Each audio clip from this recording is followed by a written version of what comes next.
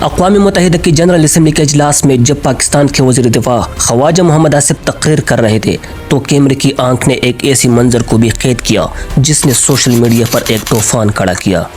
وزیر دفاع کے پیچھے ایک خاتون بیٹھی نظر آئی جنہیں دیکھ کر ہر طرف سوالات اٹھنے لگے کہ یہ کون ہے، ان کی حیثیت کیا ہے اور انہیں پاکستان کے اعلیٰ سطحی وفد میں جگہ کیسی ملی۔ تحقیق سے یہ بات سامنے آئی کہ وہ خاتون ڈاکٹر شمع جنیجو ہے۔ ڈاکٹر شمع جنیجو برطانیہ میں مقیم ایک کالم نگار اور تجزیہ کار ہے جو مختلف عالمی موضوعات پر سوشل میڈیا پر اپنی رائے دیتی رہی ہے۔ تنازعہ کہاں سے شروع ہوا؟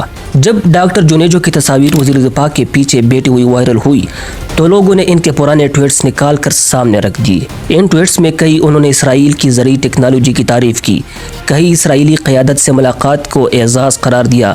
یہی وہ نقطہ تھا جس نے پاکستانی عوام کو چونکا دیا، کیونکہ پاکستان نے آج تک اسرائیل کو تسلیم نہیں کیا اور ہمیشہ فلسطین کے حق میں ڈٹ کر کھڑا رہا۔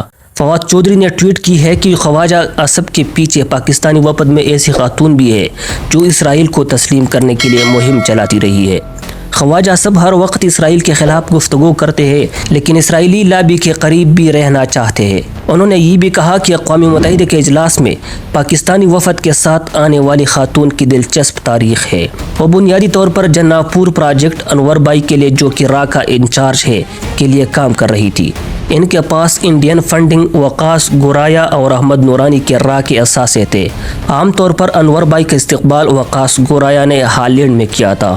یہ خاتون بھی اس نیٹ ورک کا حصہ بن چکی ہے اور حتیٰ کہ شریف کو بھی متعارف کرواتی ہے، جو کہ امید ہے ہم آنے والے دنوں میں جان جائیں گے۔ احمد اڑاج نے ٹویٹ میں لکھا ہے کہ اسرائیل کو تسلیم کرنے اسرائیلی سفیر سے فخریہ ملنے والی خاتون آج پاکستان کے وفد میں شامل ہے۔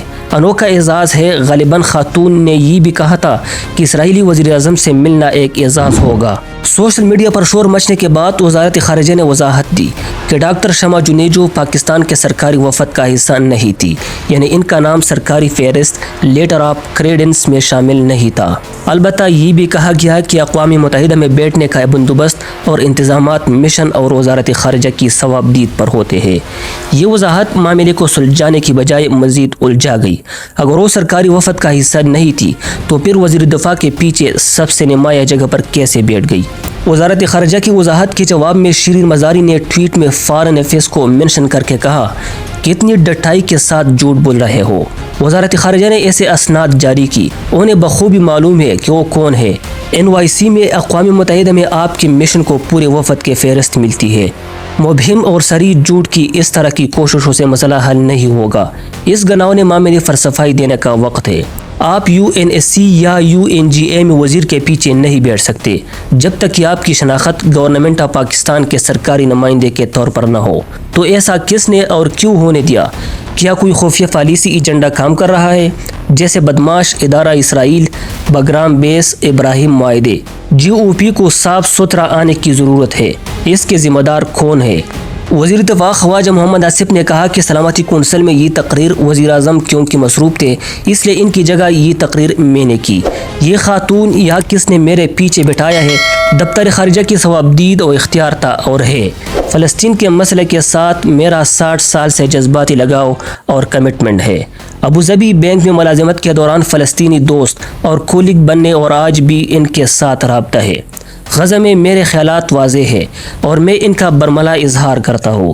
اسرائیل اور صہیونیت پہ میرے خیالات نفرت کے سوا اور کچھ نہیں۔ یہ خاتون کون ہے؟ وفد میں ہمارے ساتھ کیوں ہے اور ان کو میرے پیچھے کیوں بٹھایا گیا؟ ان سوالوں کا جواب دفتر خارجہ ہی دے سکتا ہے۔ میرے لیے مناسب نہیں کہ ان کی جانب سے جواب دو۔ میرا ٹویٹر اکاؤنٹ کی ہسٹری اس بات کی شہادت ہے کہ میرا فلسطین کے ساتھ رشتہ ایمان کا حصہ ہے۔ سوشل میڈیا پر عوام نے سخت تنقید کی اور سوالات اٹھا دی۔ پاکستان کے موقف کے برعکس خیالات رکھنے والی خاتون کو حساس اور اہم اجلاس میں جگہ کیوں دی گئی؟ اگر وہ سرکاری وفد کا حصہ نہیں تھی تو پھر کس کے کہنے پر انہیں بٹھایا گیا؟ کیا یہ وزارت خارجہ اور دفاعی اداروں کی کوتاہی نہیں کہ ایک متنازع شخصیت بآسانی پاکستان کے وفد میں شامل نظر آئی؟